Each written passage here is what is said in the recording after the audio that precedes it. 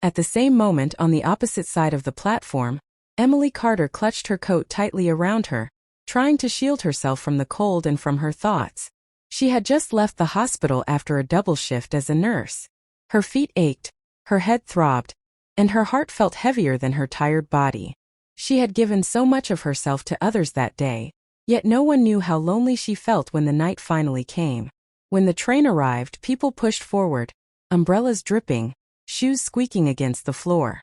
In the chaos, Daniel stumbled as someone bumped into him, and his phone slipped from his hand, skidding across the platform. Emily noticed it just before it fell into the gap between the train and the platform. She reached down quickly and grabbed it. "Hey," she called out, tapping his shoulder. "You dropped this." Daniel turned surprised. Their eyes met for just a second, but something about that second felt different, longer, warmer. "Thank you," he said, relief in his voice. "I didn't even notice." Emily smiled softly.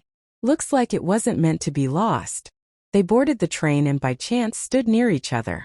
The train doors closed, and the city rushed by outside the windows.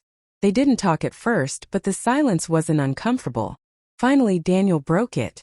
"Long day?" he asked. Emily laughed quietly. "You have no idea." "You?" "Same," he replied. "Feels like life keeps saying no." She looked at him with understanding, not pity. "Maybe it's just redirecting you." That simple sentence stayed with Daniel. When Emily got off at her stop, she waved lightly and said, "Take care." Daniel watched the doors close, feeling an unexpected emptiness. He didn't even know her last name.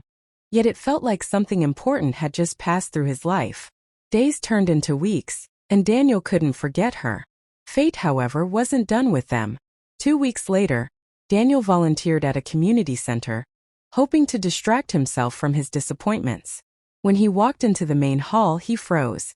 Emily was there, helping organize a charity health camp. "You," he said, smiling in disbelief.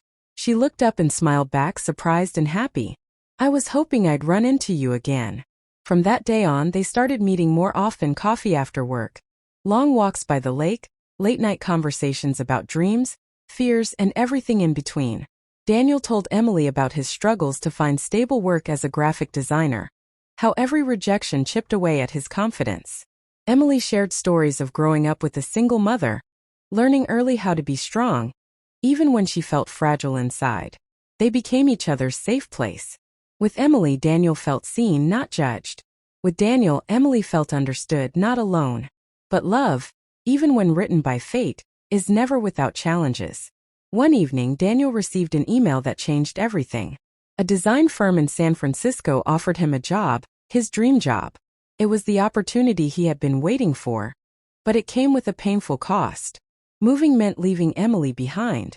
When he told her, she forced a smile, but her eyes gave her away. "I'm proud of you," she said. "You deserve this." "I don't want to lose you," Daniel replied, his voice breaking. "But I don't want to lose myself either." Emily nodded slowly. Sometimes love means letting someone grow, even if it scares you. The weeks before his move were filled with mixed emotions: joy, fear, hope, and sadness. On his last night in Chicago, they sat by the lake, watching the city lights reflect on the water. "Do you believe in fate?" Emily asked quietly. "I do now," Daniel said. "But I also believe it tests us." They promised to try long distance, even though neither knew how hard it would be. The months that followed were the hardest of their lives. Different time zones, missed calls, silent nights. Daniel struggled to fit into his new job, feeling isolated in a city full of strangers. Emily faced exhaustion and emotional burnout at the hospital, wishing Daniel were there to hold her hand after the worst days. Arguments happened. Doubts crept in. There were nights when both wondered if love was enough. Then one night, Daniel received a call from Emily, her voice shaking. A patient she had grown close to had passed away, and she felt broken.